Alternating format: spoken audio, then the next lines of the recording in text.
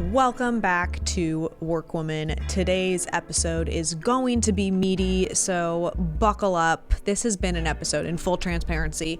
You know I never lie to you. I've put off recording this episode for probably 6 months, and the reason I've put it off is it is such an important touch point in your business.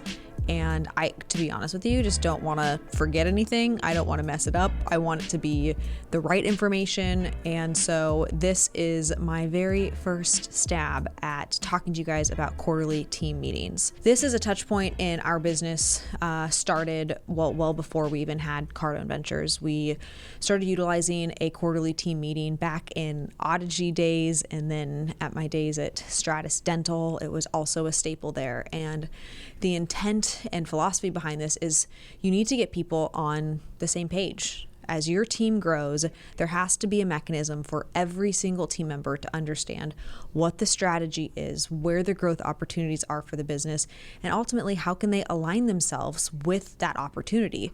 If you don't have a quarterly team meeting, you're just allowing a vacuum for your team to run amok with thinking, I wonder what the implementation for this new product is, or I wonder when we're going to launch into this next region of the industry.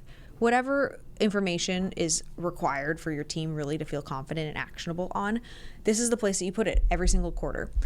What it also allows you to do is to change. The quarterly team meeting gives you a place 4 times a year where you are able to put new organizational-wide changes into place that doesn't feel random. A lot of the business owners that I work with, they want to go home immediately after an event and start implementing this new process. And in some cases, I highly encourage that they do that. Massive action, starting today, all of that I'm a big proponent of. However, this is a caveat. A lot of business owners that I work with also have this tendency to put an idea out there because they're excited and motivated after being at a live event. But then when it comes to the follow-up and the consistency behind these initiatives, they aren't really well thought out. So it's just this moment, and then the team gets really used to, oh, the owner is just saying this, but it's not really a real thing. They're not really serious about this. And so this quarterly team meeting is a place to introduce those things, for you to have a well thought out strategy, and for you to just have this placeholder that you know of every time going forward when you want to roll out something that is brand spanking new that you're excited about. I want you to listen to a lot of the other WorkWoman episodes in order to do that, but I highly recommend that you do implement this. Now I'm going to make you jealous here for a minute. So what I'm going to do is I'm going to go through step by step our agenda for this quarterly team meeting. There is a slide deck that we go through. It is a templated slide deck so that I can spend less than 30 minutes every single quarter prepping for this meeting. Now, when you hear all of the slides in this deck, you are going to ask yourself, how on earth does she only spend 30 minutes every quarter prepping for this? And the reason for that is our business is organized, plain and simple. We have key performance indicators. We close our books monthly. We have meetings about the things that drive our business so that we already know on a very recurring basis what's working, what's not working, and how to put time and resources and money to make those things work. Our business is run like every business should be run. My goal with sharing with you this little piece that I want you to be jealous around is so that you start thinking with, how do I organize my business so that all of this information could be put together in 30 minutes by myself, with including a couple of team members. So with that, are you ready to dive in? I'm ready to dive in. I'm so excited about this. Okay, first slide. It just says Cardone Ventures. It's just a welcome slide. I believe in a fabulous presentation deck.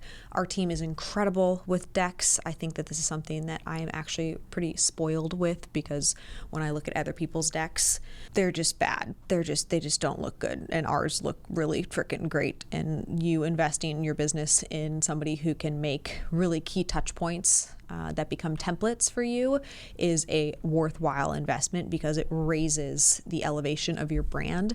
It raises the perception that your team has as to how you put things together and the amount of energy and time that it took to do that.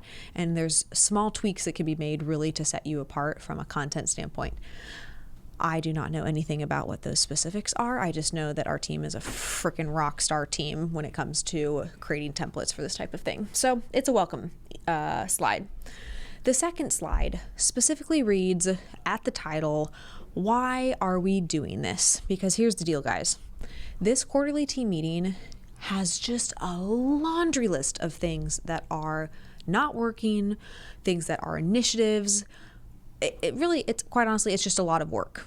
Everything that we're about to talk about for anywhere between an hour to an hour and a half is a lot of work, a lot of change, hours spent in the dark working on late projects for clients, for our internal team. So every meeting needs to start with, hey, why are we doing this? We're doing this because we have a mission, we have a vision, and we have core values, and we operate by these things, and we are pulled into the future because of these things. To the extent that you don't have an active mission statement and you don't have a vision statement, you need to go back for the mission statement to episode 12 of the podcast. And for your vision statement, let's take you back to 29, because this is one of the ways that this is all pulled together is through the quarterly team meeting. So we start this meeting out by saying our mission is to help business owners grow and scale their business personally, professionally, and financially. It's why we do everything that we do. Every product, every service is in order to serve our clients and help them grow and scale their business so that they can achieve their goals personally, professionally, and financially. The vision, we are out to create 1 million 10x businesses.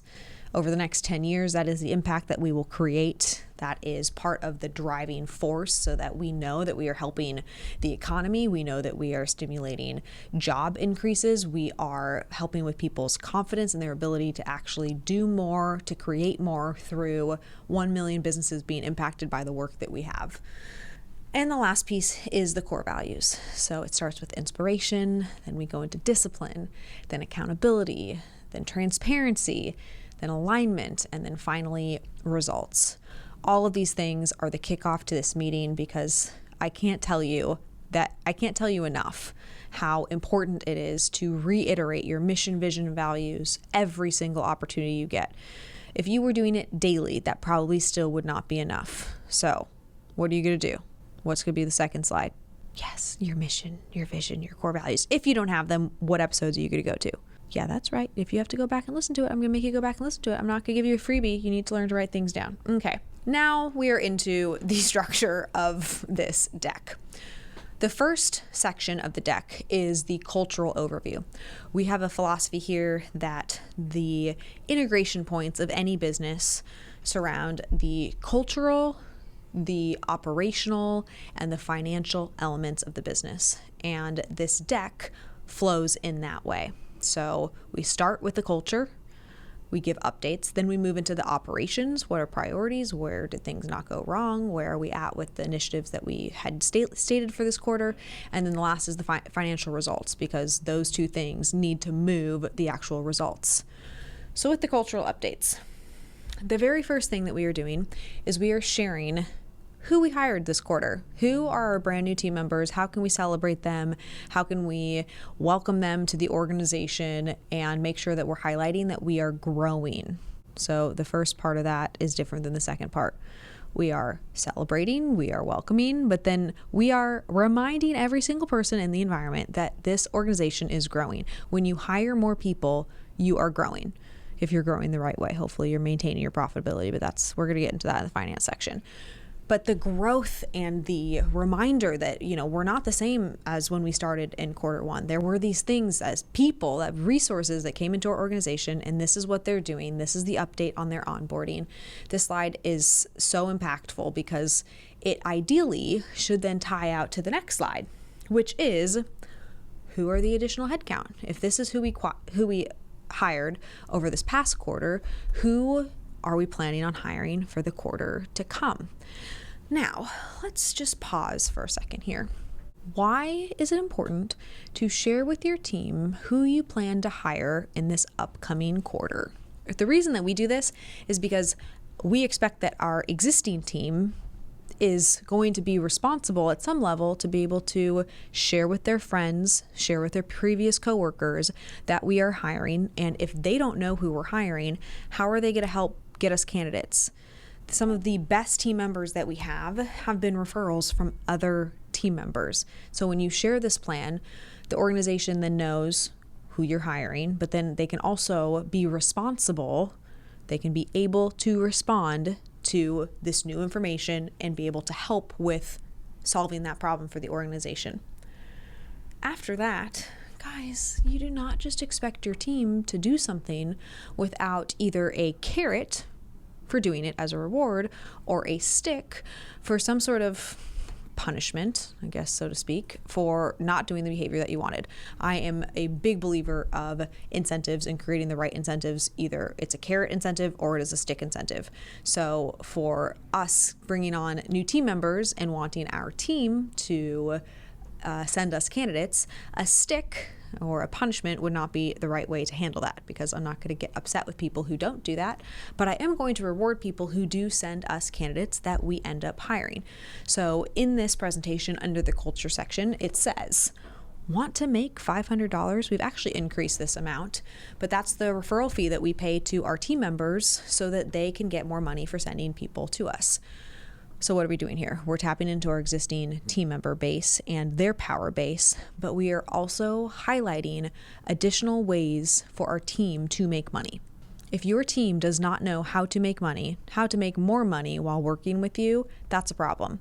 This deck should have the places where team members can make more money, whether that's selling your product or service, recruiting new team members, wherever the issues with the business are, if they're cultural, if they're operational, if they're financial. Put incentives in front of your team, demonstrate how they can make more money, show examples of how they are making more money or how people are having success in the environment to create more of what you're looking for. So I love it. It's very clickbaity. Want to make $500? Yes, of course we do. And then, it begs the question, how do I do that? The next slide is the Culture Club. At Cardone Ventures, we do have a culture club. This club is responsible for creating a whole variety of activities for the organization to participate in. They are not mandatory, but to the extent that people are interested in spending more time with their coworkers through book clubs or working out together, this is the place where we give those updates. Our breakdown is workout. So we have defined workouts for every month of the year, and we track who's participating in them. Sometimes it'll be a water challenge. Sometimes, I believe this month, it's a plank challenge. We've done sit-up challenges. We did an ab challenge once. This is just a way for our team really to get aligned with the personal, professional, and financial goals that they have, mostly personal, and create opportunities for them to do something athletically that enforces discipline, which is one of our core values, and have fun as a team together to hold each other accountable to those things. Second piece is holidays. So we do have a nice little area where we'll figure out, okay, how are we going to celebrate St. Patrick's Day? How are we going to celebrate Easter? What are we going to do for Christmas? This culture club has been just a way to get fun ideas flowing through the organization. The next part is book club. We recognize that people want to read more than just the books that we have in our onboarding plans. So this book club really is a good place for it to be a peer nominated book, and they go through and read it, and then every single month talk about what they learned and how they can apply it to the business and their lives. The final piece of the culture section is highlighting any personal, professional, and financial goals that have been achieved by our team members. If you don't know what personal, professional, and financial goals are, I highly, highly, highly recommend that you attend one of our 10x360 events, because I go into very deep detail around how do you roll this process out with your team? What is it? Why is it important? It truly is one of the secret sauces of why we're so successful with creating a high performance team. And to the extent you don't have that not only in your business, but then also reiterated with the successes in a quarterly team meeting, you're really missing out on one of the biggest opportunities for growth in your business, which is your team. So this last section highlights goal achievement, highlights anything that somebody has achieved where they're saying this was a milestone for me and it's worth celebrating, so that everybody in the team does have reality on this isn't just possible for certain team members. Anybody can achieve their goals through working with us. All right, this is probably my favorite section because we get into the nitty-gritty of the operations. So we move from the cultural updates, the meeting, the energy starts out on a high, and then we get into, okay, these are where the metrics were for this quarter for the organization. So the first slide is a KPI target slide that has the KPIs for the entire year. Now, the KPIs for the entire year, the planning process for that is in the annual planning section of a quarterly team meeting. So, not to go too much into detail around that, but if you think about the meeting that happens at the end of quarter one, at the end of quarter two, and the end of quarter three, those would all be quarterly team meetings. But the meeting that happens at the end of quarter four would be the annual planning meeting, where you share with the team what the plan is for the upcoming year, what targets are, what areas of growth are, etc. It's just a bigger planning process, and it involves budgeting and headcount. So for the rest of the year, you use that as the benchmark for, okay, this is what we said at the beginning of the year, the KPIs that really will drive the business. For those of you who don't know what KPIs are, it stands for Key Performance Indicators. And the idea behind that is these indicators are an indication of business health. So our strategic business unit team really works with organizations to figure out what those are, so that before you have issues in your business, you can pretty readily understand where the issue is, how to fix it, and that you need to put time and energy behind that specific area, or else the business will not hit its goals. But devoid of KPIs, you're waiting on your financials, and if you're not closing your books on a regular basis every single month, you might have some problems there. So first we go over the entire year's KPIs, and then we narrow into actuals for the past quarter. So we're giving a team an update. This is the big picture, this is where we want to go, and this is how far we came during this first quarter. From there, we're able to say, are we on track or are we off track? It gets everybody globally understanding either the problems or the successes that should be celebrated and or attacked. Next up, well, actually, before I go to the next one, I think it's important for me to say, if you have a complicated business or you're doing over $1 million in revenue, you know how difficult it is to get key performance indicator data if your business isn't organized. And so what I was talking about earlier, this is where our ability at Cardinal Ventures to pull this entire thing together in 30 minutes through tagging different people and just getting these slides updated truly is remarkable. It's not that this information is mind-blowing, it's the amount of time in which we can get it quickly and have so much organization around the planning so that everybody is just doing what they're supposed to do every single day. So with that, one of the big areas of growth for our business and something that we pay a lot of attention to is events. Our team is running an event at least 3, if not 4 weekends out of a month. And so the event schedule and what's coming up and what we need to be promoting and pushing is a big operational touch point for the organization. So the next slide really does just go over what does the event schedule look like, where are we strategically adding masterminds and other areas where people can meet us in person, know that we're real, and allow us to help them. From there, I won't bore you guys with all of the details of our operations, but we really just break down department by department where we were at from target at the quarter to actuals. We don't get into too much planning. It's more of a state of the union type of presentation, so people don't, raise their hands and ask questions.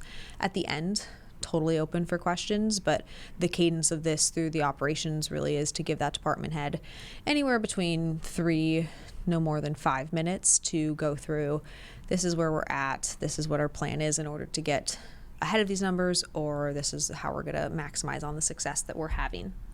The next piece on the operations is giving them a visual of how the org chart is going to change if we hit our numbers over the quarter. I think sharing an org chart, not only where you're at today, but where your plans will be, gives people this new sense of reality.